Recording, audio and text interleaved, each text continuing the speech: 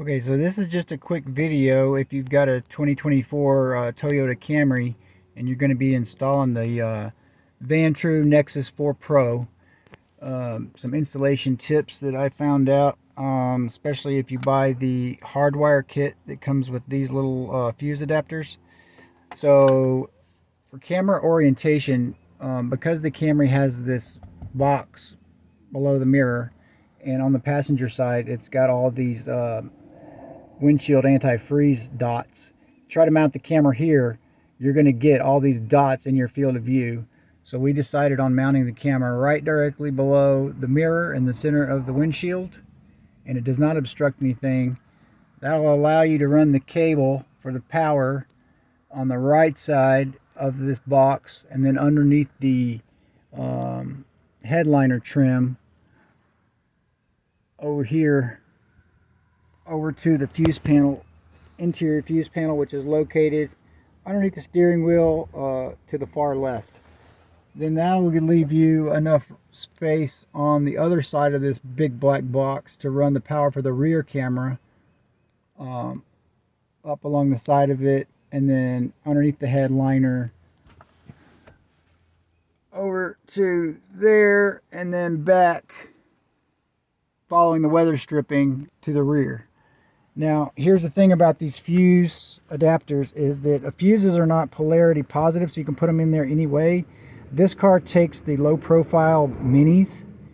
So, issue I had with this is because it's such a tiny fuse panel, if you decide to hardwire it and not use the cigarette adapter, you're gonna have to get up under here and remove the little cover that's on that.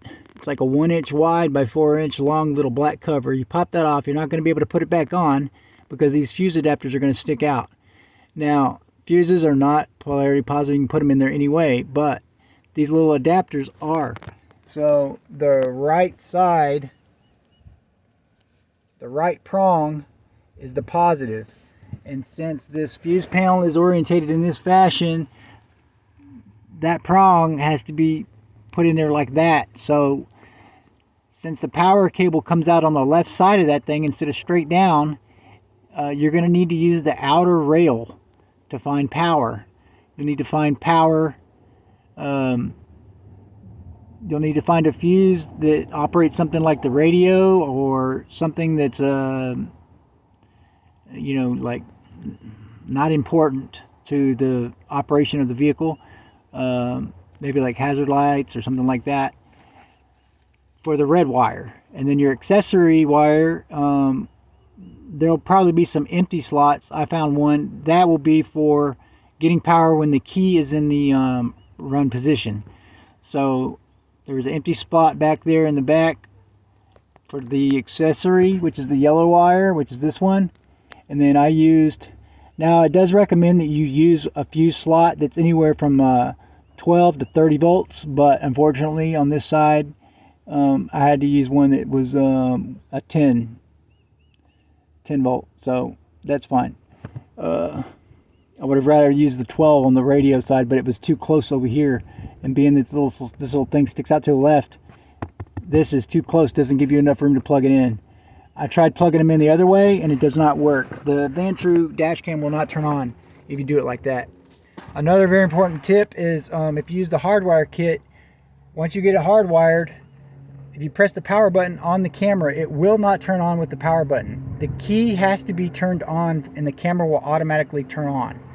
If you use the cigarette adapter, there's no parking mode with the cigarette adapter, so the power button will turn on the camera. I was almost ready to give up and send this hardwire kit back because it was not, the camera was not turning on, and then went in and read the manual, and the key has to be turned on and the camera will turn on automatically the first time. So that's a tip for you guys. Also, when you get to the back, before I go to the back, this little storage compartment here in the Toyota Camry 2024, so I routed the wires up over the back of this little, it's really hard to see with the glare, but I routed the wires over the back here of that little storage compartment. There's enough space underneath here for them to fall out right where the fuse panel is. Then you can put your little double-sided tape on your little box here for your low battery voltage setting and your parking mode setting on how many hours you want it to stay on for. That's for the motion detecting and for the collision detection and stuff like that. So this little compartment makes pretty good storage spot for that. As for the back, when you have all your extra wire for your rear camera,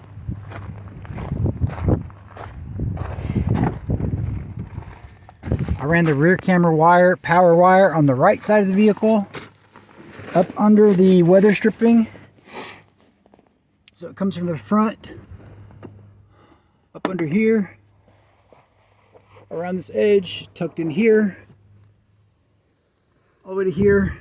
Then when I got to this point where this airbag is, I stopped. I took the other end of the power cord, started over here, tucked it up underneath the headliner this ways, brought it around here, and then the front and the back of the wire met here. The wire going to the camera I tucked up under here, and the wire coming from the front dash cam is just underneath this weather stripping. And then I took the extra wire, bundled it up, zip tied it into a nice little package, and it's shoved here, right there, right behind the seat here. There's a little pocket. I don't know if you guys can see in there, but yeah, there's a little pocket right there. You can put a nice little roll of wire and put it right in there. So yeah, I hope this helps anybody out who's trying to install this camera. The whole situation with turning on the key on the vehicle for the first time, I did not find that information anywhere on any YouTube videos. So it does say it in the manual for the hardwire kit. I think it's called the V140 hardwire kit. But and it's a good little hardwire kit because it does come with regular the regular large fuses like this that my vehicle takes. Newer vehicles are going to take those low profile minis, and then it also comes with just the regular mini. So they give you 1, 2, 3 different styles to use there. So pretty much for every vehicle, every make and model.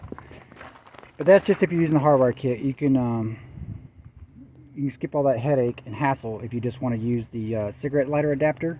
Problem with that is when you turn off your car, if your cigarette lighter adapter to the vehicle, most of them still have power even with the key out of the ignition. So you are probably, if you don't disconnect the dash cam every time you turn off your vehicle and your vehicle's at a spot for a long amount of time, it could possibly kill your battery. So that's the reason for the hardwire kit.